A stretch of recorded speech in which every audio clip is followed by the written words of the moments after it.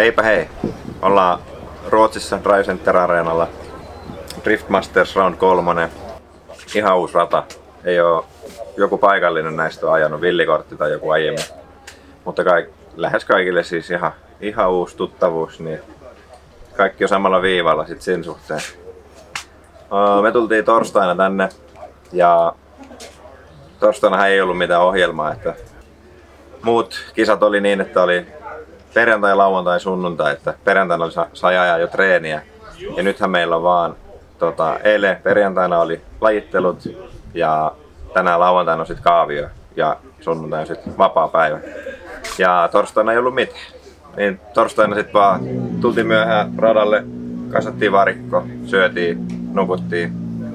Sitten perjantaina aamulla oli 9 kuljettajakokous. Sitten 2 treenisessioa ja illalla oli 6 aikaa alkoi paikallista aikaa lajittelut. Että aika pitkä päivä siinä. Niin, eli rata tosiaan uusi. Mä sitä simulaattorissa löytyy Assetto Corsassa siihen yksi versio, mitkä oli klippejäkin laitettu, että ne oli sitten loppujen lopuksi aika eri paikassa. Ja siitä puuttui vähän korkeuseroja, mutta tietenkin sain nyt vähän jotakin näppituntumaa niin, että mihin päin mutkat kääntyy ja sen semmoista. Reeneissä heti eka veto mentiin sillä samalla välityksellä, me lähdettiin Itävallassa, se oli 3.9. Ja niin, no eipä siitä oikein mitään muuta kuin kokeilemalla selviää, että ajoin 3. entriin ja huomasin kyllä, että se on melkoista rajoitinta vastaan hakkaamista, niin ajoin sitten sillä vähän huolimattomasti se, koska 4 olisi ollut aivan liian pitkä siihen ekaan kurviin. Loppurataan se 3 osui ihan hyvin. Sitten radioitin heti varikolle, että vaihdetaan lyhyempi välitys, että saa ajaa se ekan mutkan ja entrin 4 ja sitten vaihtaa siellä mäen päällä sen hidastuksen jälkeen 3. Ja vaihdettiin sitten se rataspari vaan toisinpäin, niin saatiin 4.34 ja sillä on laitettu koko ajan nyt, se oli tosi hyvä. Riittää 4 siihen alkuun ja 3 tosi hyvin siihen loppuun, se oli ihan nappi valita.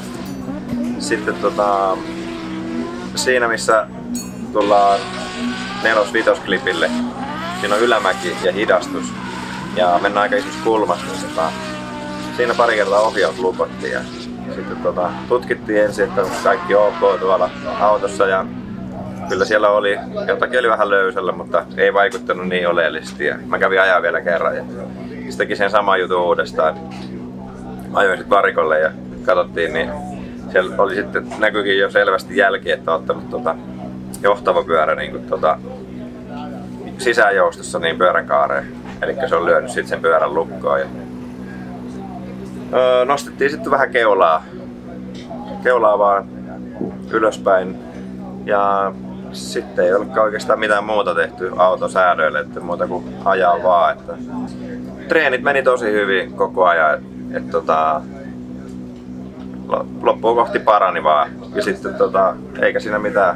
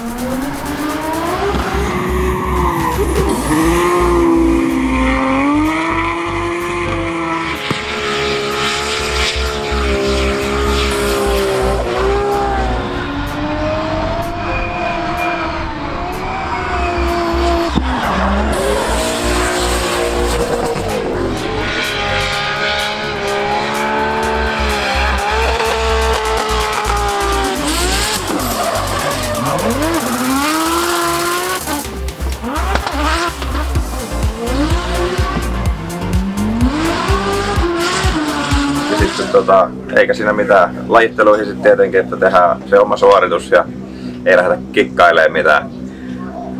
Siellä tuli pari pientä virhettä. Hentrissä ihan vähän liian aikaisin aloitin luisun. Tulin niinku ykkösklipiltä, joka heti entrin jälkeen tuli niinku liian aikaisin ulos. Elikkä en täyttänyt sitä kunnolla. Ja sitten siellä hidastuksen jälkeen, elikkä 4, 5, 6, 7 klipillä tuli pieni pyöränpudotus. Et linja oli muuten ihan ok. Sitten tuli 68 pistettä vaan. No nyt sitten selvisikin, että se 68 olisi ollut just se, mikä ei olisi riittänyt kaavioon.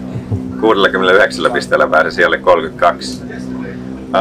Sitten toka vetoon en ottanut sillä mitään paineita. Ajattelin vaan, että ajan edelleen sitä reenivetoa. Että se vaan kun menee niin kuin ne meni monta vetoa jo, niin siitä tulee kyllä selkeästi paremmat pisteet. Ja sain semmoisen sitten suoritettua siinä, niin siitä tuli 85 ja lajitteluiden loppusijoitus 9, että sehän meni ihan hyvin sitten.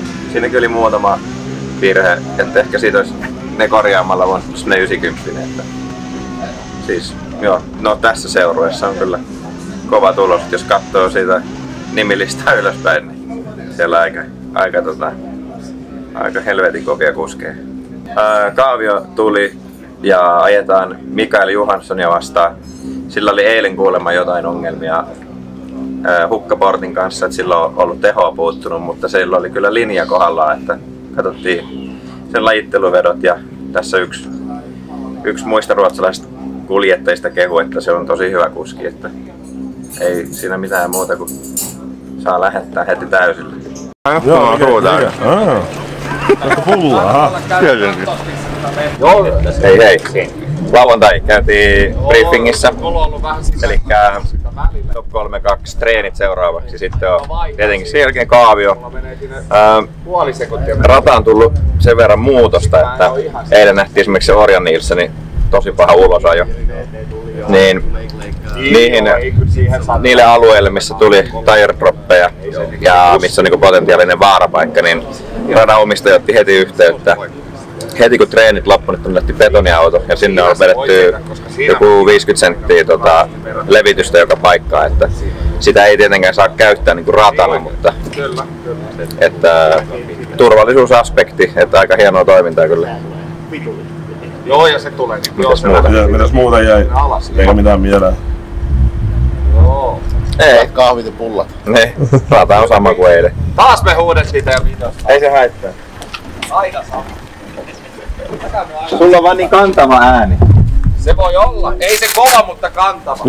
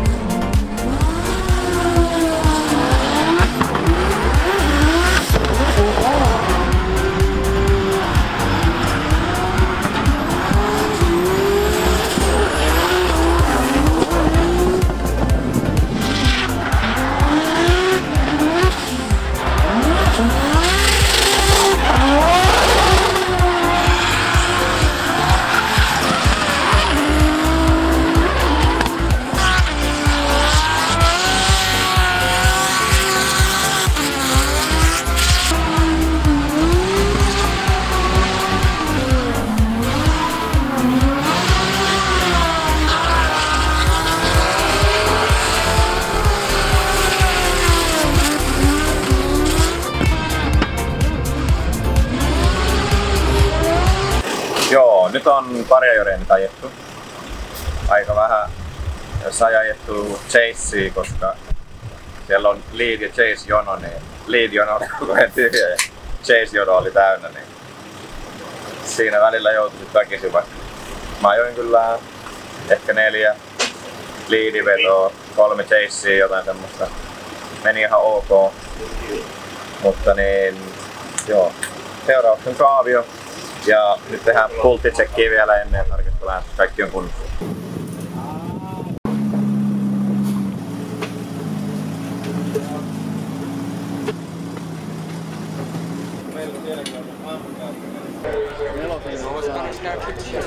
Aha, måste du med framme?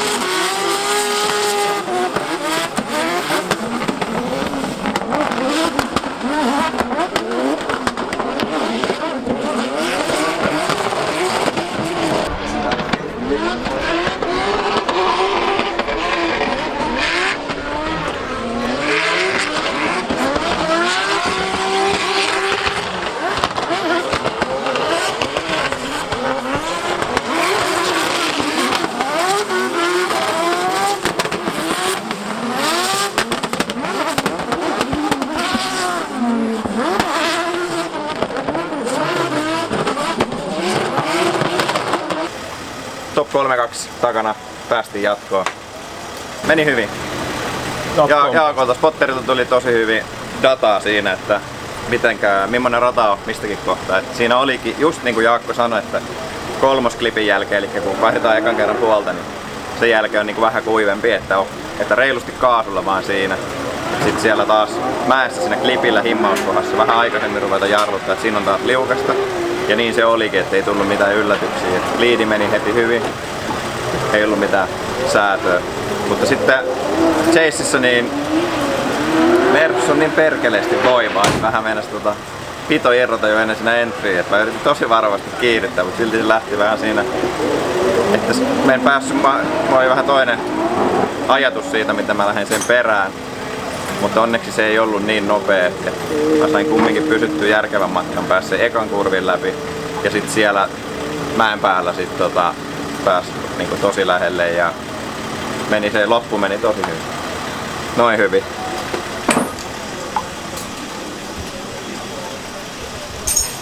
Joo, top 16 vaiheessa on Rintasen Juha vastas. Tietenkin. Ei vaan niinku näistä kaikista mitä ulkomaalaista, mä oon toinen suomalainen.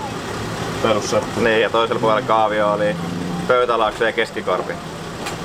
Et joo, suomalaisia pääsi paljon lajitteluissa eteenpäin, mutta kaaviossa heti vastakkain.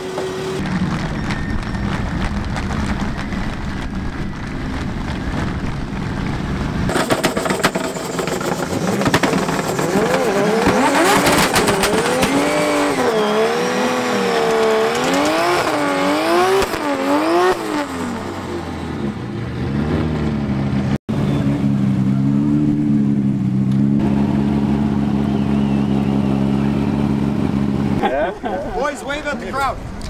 Wave at the crowd. Let's the cool. Nyt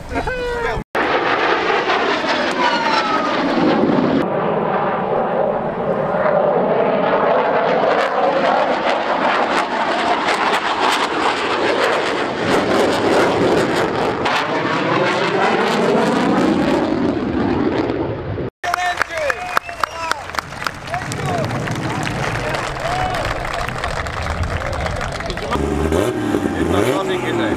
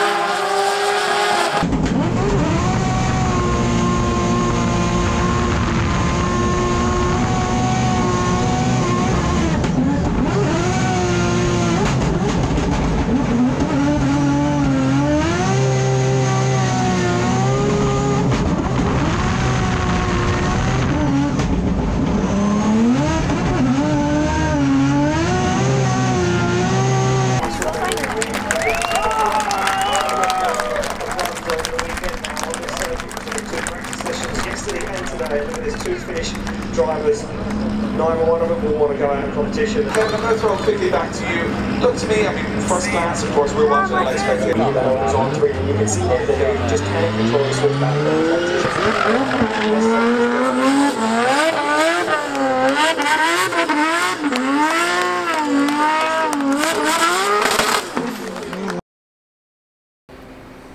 No niin, Kuvaa tulee. kuva. No niin, round 3 jälkipuinnit. Niin, muutama viikko kulunut. Joo, muista enää mitään. No, muistellaan menneitä. Joo. Niin, jos aloitetaan vaikka siitä, että mitä sen Itävallan jälkeen oli semmosia askarruttavia asioita, niin oli se, että meillä oli liikaa pitoa. No johtuuko se siitä asfaltista ja lämmöstä ja muusta. Et kun sitä tarttui sitä kumea niin paljon rataa ja tietysti pyöränkulumiinhan me tehtiin muutoksia Ruotsiin sitten. Mm-hmm. Ja sitten imulämpö oli se yksi. Ja imulämmön kanssa ei olisi ollut ongelmaa, mutta kun ne vetojen välit oli niin lyhyet, että se oli käytännössä kun tuli maaliin, niin U-käännös ja lainuppiin. Niin, kyllä, joo. Nyt olikin Ruotsissa sitten siihen verrattuna hyvä, että siellä oli pitkä nopea lenkki takaspäin. Sai ajoviimaa sinne keulaan. Kyllä. Ja tosin minähän olen vannoutunut vesikuulerimies, niin meillä oli siellä niinku 2 karretin 7,5 heppasta vesikennoa. Tai mitoitukseltaan 7,5 heppasia kennoja 2 kappaletta ja sitten oli tietysti jäähytin niille ja vesipumppu. Se oli hyvä, mutta se meni vähän niinku heatshockiin sitten siellä Itävallassa, kun ei sitä jäähytysaluetta käytännössä ollut eikä ajoa yhtään veron jälkeen. Niin sitten päätettiin kokeilla tuommoista suurinta, mitä siihen hätään löydettiin, ilma karretin kennoa. Ja itse asiassa se osoittautui ihan hyväksi, mutta en mä nyt tiedä, että onko se niin paljon parempi kuin se vesikenno sitten kumminkaan. Niin. Mutta yksinkertaisempi se. Kyllä. Meillä on ollut aina semmoinen